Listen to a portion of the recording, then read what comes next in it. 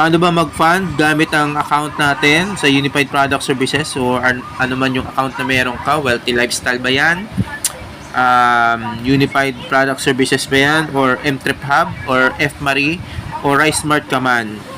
So, syempre, open mo lang yung account mo at syempre, after nyan, punta ka dito sa mga services na meron tayong available. So, meron tayong send money, cash in, remittance, bills payment, buy load. Yan, lahat na po nandyan. So, anyway po, syempre cash in yung pag-uusapan natin. Pindutin mo lang cash in. Maraming ways po yan. Pwede ka mag-online, debit card, e-wallet, and cash in. So, dito tayo, try natin yung cash in. So, makikita mo yung cash in. Lahat po yan. May online banking, over the counter. Then, syempre, may mga apps din po dyan available. And other ways, yan. May Palawan, USSC. So, marami pa talaga yan. So, pinadali na siya ngayon na hindi mo na kailangan na mahirapan pa. Punta tayo sa GCash kasi yun po yung pinaka-common na ginagamit natin.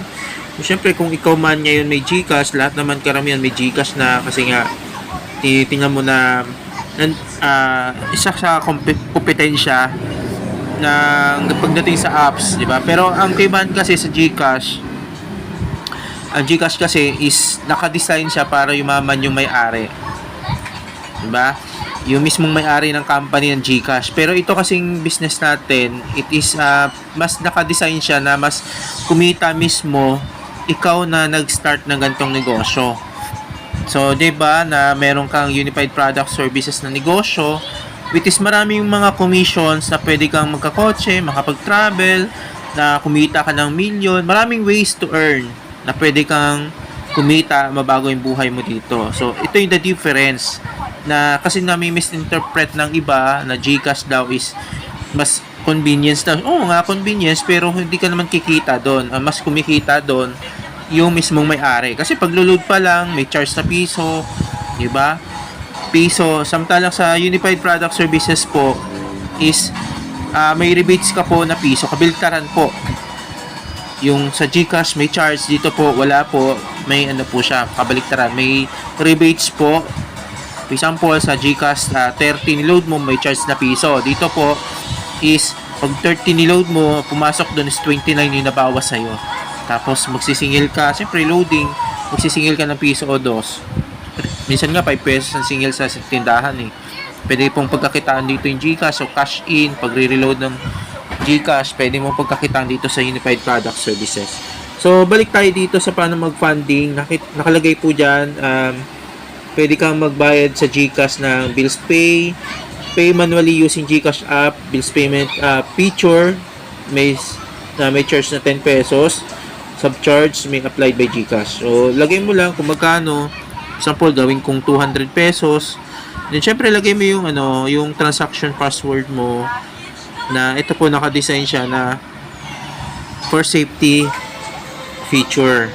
So, click mo lang yung submit. So, once na-submit mo na siya, magdidirect ka doon sa mismong website. So, ayan. Pag nag-direct ka na sa website, may lalabas po dyan sa'yo. Yan. View instruction. Yan yung email address mo. Click mo lang yan. Yan. Yung reference number mo, yan nasa taas. 200 pesos ang babayaran. Siyempre, may subcharge. Ayan. Posted siya. So, kunin mo yung reference number mo.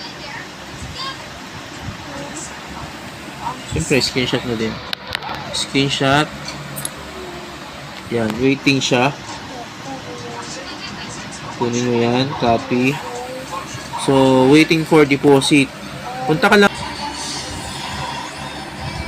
So, ang gagawin mo lang yan, punta ka lang sa bills pay.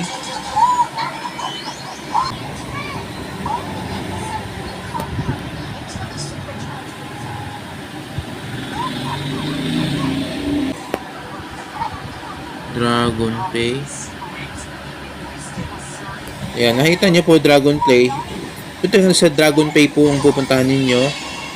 Then, syempre nakalagay dyan. Kung ano nilagay mo doon, hindi mo pwedeng baguhin. Lagay mo lang 200 pesos na nilagay mo doon sa Unified. So, reference number. Type mo yung binigay. Then, syempre, contact number.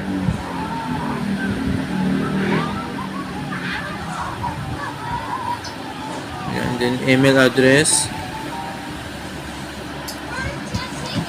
Then, ayan. So, nasubmit mo na. Ayan, 200 pesos. Real time siya. So, may charge na 10 pesos. So, gawin mo na. Next. Confirm.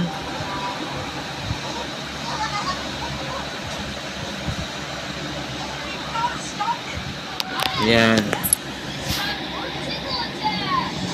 So, na-confirm mo na siya. Siyempre, download mo yung receipt para sigurado ka.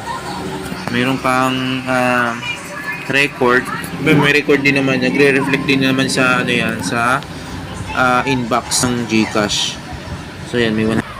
Ayan, nag-reflect na siya.